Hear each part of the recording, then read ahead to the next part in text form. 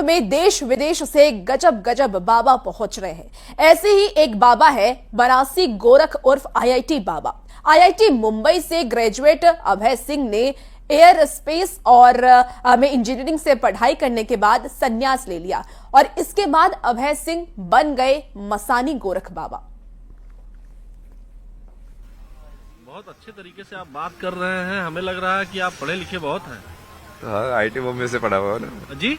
IIT Bombay से aerospace engineering किया ना मैंने। आईआईटी मुंबई से? हाँ। Aerospace engineering? हाँ। तो इस अवस्था में कैसे प्राप्त हुए? ये अवस्था तो सबसे बेस्ट अवस्था है। ज्ञान के पीछे चलते जाओ कहाँ जाओगे, यहीं पे आओगे। रहने वाले कहाँ के थे आप? हरियाणा, मतलब जन्म स्थान हरियाणा है, रही तो बहुत जगह पे है। जैसे मुंबई में भी आईआईटी मुंबई में थे, 4 साल वहाँ पे पढ़ाई की, फिर वहाँ से एमडेस किया, फिर मैं फोटोग्राफी इन सब में चला गया, आर्ट्स में, इंजीनियरिंग से 3 इडियट्स की तरह। अच्छा, तो जब आपने एरोस्पेस इंजीनियरिंग में पढ़ाई की उसके बाद कहीं नौकरी भी किया? कोचिंग में पढ़ाया ना मैंने, फिजिक्स पढ़ाया 1 साल। जो कोचिंग में इसलिए पढ़ाया जो कि वो मैं फोटोग्राफी में काम करना चाहता था, वो बिना डिग्री के कोई काम दे ही नहीं रहा था। तो 1 साल वो कोचिंग में पढ़ा के उसका एक एंट्रेंस होता है अलग से, फिर वो क्लियर करके फिर से वो मास्टर्स इन डिजाइन डिग्री है ना, ये डिजाइन में होता है, interaction design, visual communication, product design, animation, ये सब चीजें। तो वो सब चीजें सीखी पहले। फिर अच्छा। वो ऐसे हुआ ना, तुम जिंदगी का मतलब ढूंढते जाओगे। तो पहले ही जिंदगी का मतलब, जैसे मैं इंजीनियरिंग टाइम पे भी फिलोसफी के कोर्सेज लेता था, ये पोस्ट मॉडर्निज्म, सोक्रेटिस, प्लेटो, ये सब भाई क्या बोल रहे हैं। समझने के लिए ना कि मीनिंग ऑफ लाइफ है क्या, करना क्या है। तो समझ में आया मीनिंग ऑफ लाइफ? तो उस टाइम पे समझ में आया कि अच्छा पैशन मीनिंग ऑफ लाइफ है। तो मैं कहा चलो फोटोग्राफी करेंगे भाई, घूमेंगे, ड्रीम लाइफ जिएंगे, हर जगह जाएंगे, अपना पैसे भी आएंगे, मजे भी करेंगे, सब दुनिया ही दुनिया है। तो पैसा कमाया? हाँ, पैसा तो मैं वैसे भी कमा ही सकता था, पर वो फोटोग्राफी वाला पैशन उसको पूरा किया मैंने। मतलब ट्रैवल और फोटोग्राफी, ट्रैवल फोटोग्राफर था ना मैं। कब आए यहाँ? यहाँ पे तो कल ही आए थे। अखाड़े में तो सुबह ही आए, मतलब आज। इसके पहले कहाँ रहते हैं? इससे पहले काशी था मैं, 1.5 महीने के आसपास। कितने साल से बनारस में है? नहीं 1.5 महीने से था। उससे पहले 3-4 महीने ऋषिकेश था। उससे पहले फिर मैंने पद यात्रा किया था 2000 किलोमीटर के आसपास ना। मनाली से चलना शुरू किया था पहले, रोज चलता था 20 किलोमीटर, पूरा 4 धाम के, फिर ऋषिकेश आया। ये आपकी ये इस अवस्था की यात्रा कहाँ से शुरू हुई? ये वही है ना, तुम वहाँ पे जाओ, ढूंढा, वहाँ पे नहीं मिला, फिर फोटोग्राफी किया, फिर वो भी नहीं मिला, फिर वो क्या यार क्यों घूम रहा है तू। घूमे जा रहा है, कोई है ही नहीं तेरा, अपना अकेला ही जा रहा है, जुलिया में जी रहा है, कुछ पता ही नहीं तुझे। फिर मैं सब छोड़ के धर्मशाला चला गया। फिर वहाँ पे मैंने बेसिक चीजें सीखी।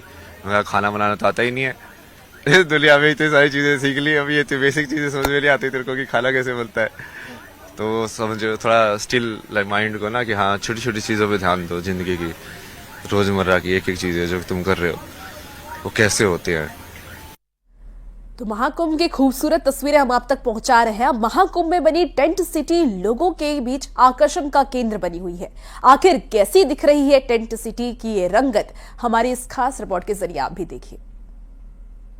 शहर की क्षमता 5 से 10 करोड़ ही हो तो ऐसी टेंट सिटी तैयार करनी पड़ती है और यही देखिए तैयार की गई है। लेकिन मैं आपको बताऊं, बहुत खूबसूरत तरीके से टेंट सिटी को तैयार किया गया। देखिए पूरा गार्डन थीम दिया गया है। ये देखिए, ये आईटीडीसी यानी कि इंडियन टूरिज्म डेवलपमेंट कोऑपरेशन की ओर से तैयार की गई है और लोगों ने यहाँ विजिट करना भी शुरू कर दिया। देखिए जैसे ये लोग हैं, ये सभी विजिट करने के लिए आए हुए हैं कि कैसी ये टेंट सिटी है। ये देखिए इस तरीके से इनको ले जाने के लिए कार्ट भी है कि अगर वो चाहें तो जो है इस कार्ट के थ्रू अलग अलग अपनी जो जगहें हैं, जो उनके कैंप अलॉट हुए हैं, वहां तक जा भी सकते हैं। तो ये पूरा गार्डन व्यू दिया गया है। आप देख सकते हैं जैसे फ्लैट्स के नंबर होते हैं, सबको नंबरिंग कर दिया गया है और इनका फेयर 20,000 तक जाता है, 20 to 25,000। स्टार्टिंग इनकी होती है 14,000 से 25,000 तक जाता है।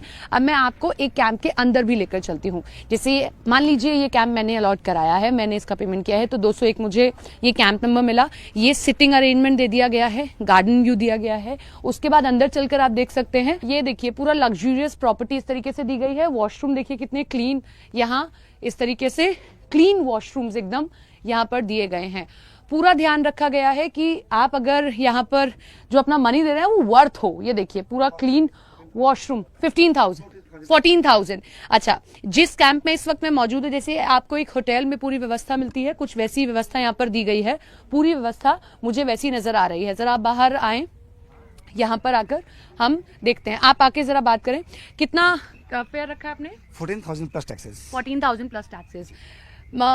जो वैसे लोग हैं उनके लिए ज्यादा होगा, लेकिन क्या आपने पूरा बुक हो गया ये सब कुछ? नहीं, पूरा बुक अभी नहीं हुआ है, ऑलमोस्ट बुक हो चुका है हमारा। ऑलमोस्ट बुक हो चुका है। शाही स्नान पर भी 14,000 ही है? नहीं, शाही स्नान पे 20,000 है। 20,000 है। तो जिस कैंप में मैं इस वक्त गई थी ये 14,000 है। इससे भी ज्यादा जाता है कॉस्ट यहाँ पर? तो इससे भी अच्छे कैंप है? यस मैम, 30,000 का है हमारा मैक्सिमम जो है। अच्छा, उसमें क्या क्या और आप दे रहे हैं? थोड़ा लग्जरियस ज्यादा है, उसका व्यू ज्यादा अच्छा है। वो जो पीछे रिवर व्यू है वो। और अब बात करते हैं प्रयागराज की धरा पर लगने वाले सनातन के सबसे बड़े उत्सव के इतिहास की। मुगल काल से लेकर अंग्रेजों तक इस आस्था के सैलाब का खौफ था, लेकिन इसे रोकने की हिम्मत किसी में भी नहीं थी। ये कोई भी नहीं कर पाया। अनादि काल से चल रहे इस महा उत्सव की आखिर कब और कैसे शुरुआत हुई, इस रिपोर्ट के जरिए आप भी देखिए।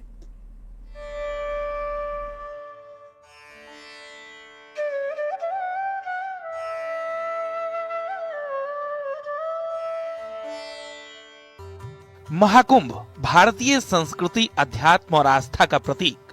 हर 12 साल में होने वाला ये मेला न केवल एक धार्मिक आयोजन है, बल्कि भारत की पौराणिक परंपराओं और आध्यात्मिक विरासत का उत्सव है। प्रयागराज, जहां 3 नदियां गंगा, यमुना और अदृश्य सरस्वती का संगम है, इस दिव्य आयोजन का केंद्र होता है। हर 12 साल में प्रयागराज में संगम के किनारे महाकुंभ होता है। महाकुंभ का इतिहास और इसका धार्मिक महत्व इसे दुनिया का सबसे बड़ा और सबसे खास उत्सव बनाता है। देवों की पवित्र भूमि प्रयागराज, जहां मान्यता है कि जीवन मृत्यु के चक्र से मुक्ति का मार्ग प्राप्त होता है। मान्यता है कि प्रयागराज में गंगा, यमुना और सरस्वती की त्रिवेणी संगम में स्नान करने से पुण्यों की प्राप्ति होती है और पापों का प्रायश्चित। महाकुंभ सिर्फ पाप से प्रायश्चित का अवसर ही नहीं है, बल्कि आत्मा की शुद्धि और मोक्ष प्राप्ति का मार्ग भी है। दरअसल कुंभ का असल अर्थ होता है कलश यानी घड़ा, और कुंभ स्नान की कहानी भी एक अमृत के घड़े से जुड़ी है। पौराणिक मान्यताओं के अनुसार जब दुर्वासा ऋषि के श्राप की वजह से देवता कमजोर हो गए थे, तो राक्षसों ने उन्हें युद्ध में पराजित कर दिया था, जिसके बाद सभी देवता मदद के लिए भगवान विष्णु के पास पहुंचे। जिसके बाद भगवान विष्णु ने उन्हें समुद्र मंथन करने को कहा। इसके बाद भगवान विष्णु के कहने के अनुसार देवताओं ने राक्षसों के साथ मिलकर अमृत की प्राप्ति के लिए समुद्र मंथन करने की संधि रखी। राक्षसों ने अमृत के लालच में देवताओं की संधि मान ली, जिसके बाद समुद्र मंथन शुरू हुआ। समुद्र मंथन के बाद एक एक कर कई रत्न निकले, लेकिन जब अमृत कलश प्रकट हुआ तब देवता और राक्षस दोनों उसे पाने के लिए लालायित उठे। लेकिन भगवान इंद्र के इशारे पर उनके बेटे जयंत अमृत कलश लेकर भाग निकले, जिसके बाद राक्षसों के गुरु शुक्राचार्य ने उन्हें आदेश दिया कि वो जयंत को पकड़ें और अमृत कलश छीन लें। राक्षसों ने जयंत का पीछा किया, जयंत को पकड़ लिया, लेकिन जयंत को पकड़ने के बाद अमृत कलश हासिल करने के लिए देवताओं और असुरों के बीच 12 दिन तक युद्ध चलता रहा। इसी युद्ध के दौरान अमृत कलश से अमृत की कुछ बूंदें पृथ्वीलोक की 4 जगहों पर जा गिरी। कहते हैं अमृत की पहली बूंद प्रयाग में, दूसरी हरिद्वार में, तीसरी उज्जैन में और चौथी नासिक में जा गिरी। यही वजह है कि इन चारों स्थान पर कुंभ मेले का आयोजन किया जाता है। कहते हैं जब जयंत अमृत कलश लेकर उड़ा था तो वो 12 दिनों में स्वर्ग पहुंचा था, और शास्त्रों के मुताबिक देवताओं का एक दिन पृथ्वी लोक में 1 साल के बराबर होता है। इसीलिए उस घटना के संदर्भ में महाकुंभ हर 12 साल के अंतराल पर होता है। सनातन काल से चली आ रही आस्था की ये डुबकी आजादी के पहले भी इसी तरह से लगती थी। मुगल राज के समय भी कुंभ में हजारों की संख्या में लोग पहुंचते थे।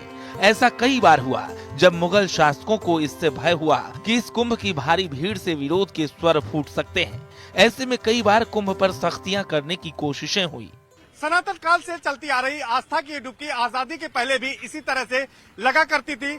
मुगल राज के समय में भी कुंभ में हजारों की संख्या में लोग पहुंचते थे। ऐसा कई बार हुआ कि कुंभ की भारी भीड़ के विरोध के स्वर फूट सकते हैं, ऐसा भय मुगल शासकों को भी हुआ। ऐसे में कई बार कुंभ पर सख्तियां करने की कोशिशें भी हुई। जब अंग्रेजों का समय आया तो भी ये डर बना रहा। अंग्रेजों को भी हमेशा लगता रहा कि कुंभ से उसकी हुकूमत खतरे में पड़ सकती है, लिहाजा उन्होंने भी इसे रोकने के लिए कई कोशिशें की। कभी ट्रेन की मनाही की तो कभी और कुछ सख्तियां, लेकिन आस्था का ये सैलाब रुका नहीं। जब अंग्रेजों का समय आया तब भी डर बना रहा। अंग्रेजों को ये डर सता रहा था कहीं ऐसा ना हो कि उनके खिलाफ कोई षड्यंत्र चल रहा है और उनकी हुकूमत कहीं खतरे में तो नहीं पड़ जाएगी। और तो उन्होंने हर वो जतन किया जिससे लोग वहां न पहुंच सकें। ट्रेनों पर अंकुश लगाने से लेके तमाम ऐसी चीजें की गई जिससे भक्त न पहुंच सके, मगर सैलाब किसी के रोकने से रुका नहीं। गंगा स्नान को लेकर अंग्रेजों की इस नफरत को देखते हुए महात्मा गांधी ने 1918 में प्रयागराज में संगम स्नान किया था। हालांकि इस बात से भी इनकार नहीं किया जा सकता है कि कुंभ से कई बार बदलाव की मांग भी उठी है। Bureau report, news 18।